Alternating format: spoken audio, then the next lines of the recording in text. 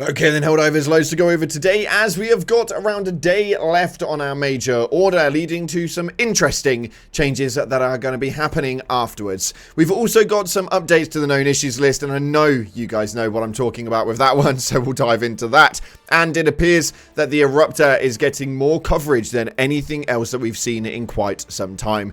So we're going to take a look at everything that's happening inside of Helldivers 2 right now. If you haven't already, smash that beautiful like button and subscribe with post notifications turned on. It'd be so greatly appreciated. And do check out our incredible sponsor, GamerSupps, the company that offer esports athletes and gamers with the most effective and healthy energy drink choice compared to those tinned alternatives that we're all used to. Completely keto friendly, zero sugar and less than 1 calorie. They taste absolutely amazing. It's a no-brainer. And if you use code CloudPlayers at checkout, you'll get yourself a cheeky discount. And we've also got the top bundle of super credits as a giveaway happening right now. If you want to get involved with it, as we're trying to support the studio and support the community, then do get involved. Head down to the comment section, put a red love heart, a purple love heart, and a yellow love heart to enter yourselves in. We've given away around a total of £400 worth of super credits so far, and it's been absolutely amazing to get involved with. But we do have a big giveaway for a helmet happening soon, so make sure you stay tuned to the channel as you don't want to miss it. With that being said, let's dive into the game and see what it is that's happening so far. So, give you guys a bit of an update on the major order. It's been, well, a very interesting one. You guys seem to be doing really bloody well. Taking a look at the Galactic War map, you actually managed to liberate Boar Rock, and with 1 day and 9 hours remaining,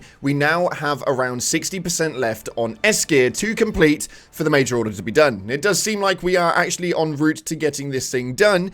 Let's just try and get this one out of the way, and we may actually have a win under our belt, which is actually quite pleasant after the last major order. It's kind of nice that we can win something, and it will mean that we'll have enough E710 to protect the Ibis planet from Meridia, which is currently getting so scarily close. It's absolutely insane. So that one should hopefully be looking quite good at the moment.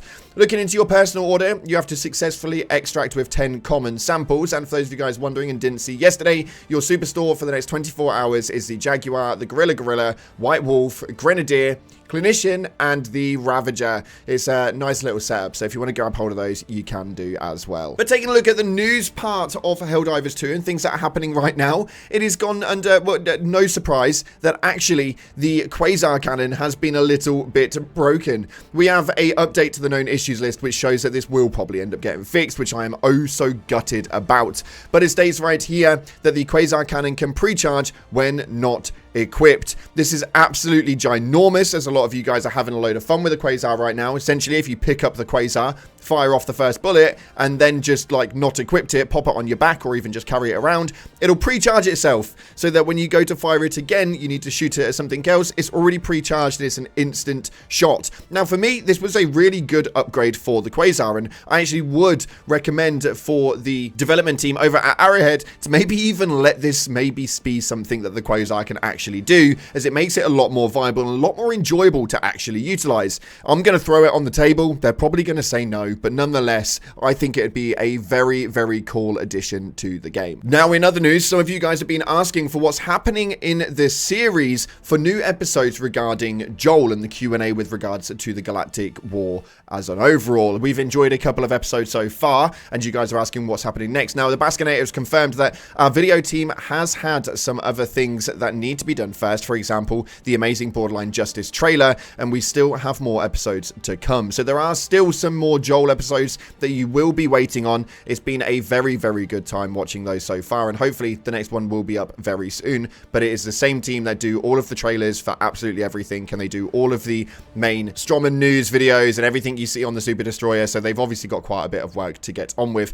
Nonetheless, so yesterday's patch brought in probably the biggest controversy that we've seen inside of the game for a little while, and it yet again involves the Eruptor. This main weapon has actually had such an emotional roller coaster in the last year of its lifespan. It is absolutely insane. We can take a look at this Reddit post right here, as this one got quite a lot of traction. It states, Eruptor was nerfed pretty hard. After today's patch, the shrapnel flies back in a 180-degree arc, away from the thing that you just shot.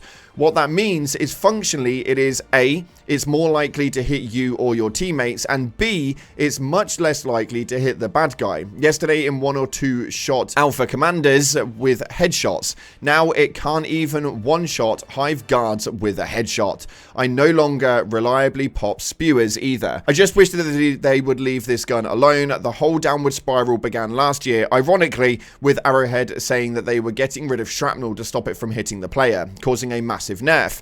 Now it's still nerfed and the shrapnel hits you as well. So it does seem to be that this is a really big issue, as everybody was enjoying how it was that the Eruptor felt, and maybe much so that they may actually revert the changes on this. We'll have to wait and see, but it appears that the Eruptor has become a bit more of a problematic weapon yet again. So much so that posts have been appearing all over Reddit with regards to this. It has been such a ginormous topic that people are really, really not happy about it. So let me know what your thoughts are in the comment section of the Eruptor and how it is that you've been feeling about it. I was never a massive fan of the weapon overall anyway, and that's just down to my playstyle personally, but yeah, it's just one of those things, man. Hopefully they do revert it and it works in your benefit and actually works the way that you guys want it to work, but Arrowhead have got a tendency of, well, not doing that. So we'll see exactly how that one goes. Now, Peterstead, even though on sabbatical, still seems to be in tune with the community and has been checking up on Reddit quite a lot lately and has been putting in some very interesting messages. Somebody put up a ginormous post with regards to the players taking some accountability and stop blaming the devs,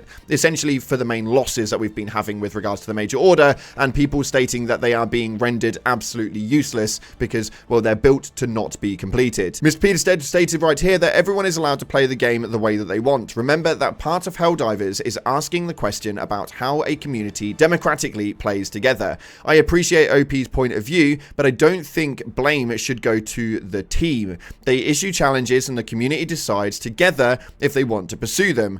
Sure, MO structure can be more fun and involved, but these are improvements that we will do over time. For now, enjoy the game and enjoy the history that's developing. And I think that there is some truth in that. I think that realistically, the MO structure is a little bit flawed, and there are quite a few issues with how it is that we can communicate as a community to be able to actually get these things done. And I think that that's probably the biggest problem with it. With the game being revolved around us all working together, it renders for a bit of a problem when it comes to that narrative. If you've got any ideas on how the MO structure could really be bettered, then do let me know via the comment section below. You never know, you may feature in the next video. I think it could be quite an interesting venture to see what you guys are thinking. And we are going to be going into leak territory right now, so if you don't want to get involved with this part, it's the part of the video where you do need to leave, as these are some hefty leaks to say the least.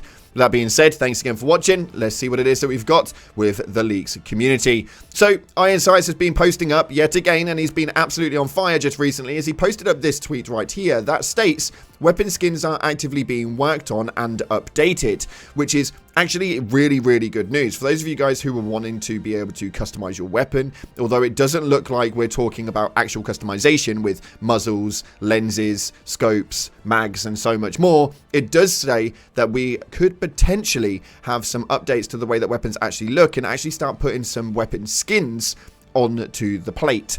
It'll be quite intriguing to see how that one works, and this is quite intriguing because they are currently actively working on it. You can see the comparison side by side of what it used to look like to what it looks like now. So yeah, I'm hoping that this comes through soon, as I am a massive customization lover and I'm all up for the fashion diving that happens inside of the game.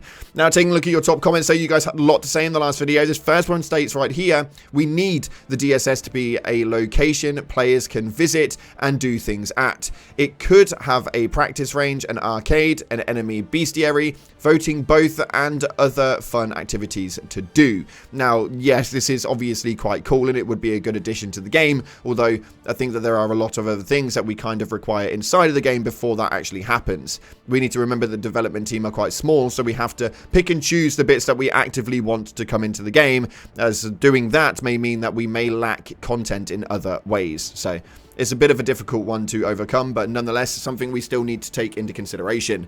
This next one right here states, I can't handle it anymore. I need new ship upgrades. It has been so long. And yes, unfortunately, we've not received ship upgrades since towards the Q4 of last year, which is such a long time ago now. I don't actually remember exactly what it was that we actually had. That kind of states exactly how far away that was. Ship upgrades is something that we do need to get into play, as they are giving us our quote-unquote progression arc, is a way to be able to progress as Helldivers and something to work towards. These major orders and war bonds are very cool, but they only last so long. And finally, this states right here, taking a look at the galactic map and all the progress we made in the war have been instantly erased. Tired of fighting and liberating the same planets for days, only to lose 3 more in 24 hours. And again, that is pretty much revolved around how it is that we play as Helldivers, the amount of people that we've got actively playing, and where it is that we focus our narratives. We're not securing as many planets as we once were, and that's because we're all dividing and conquering, which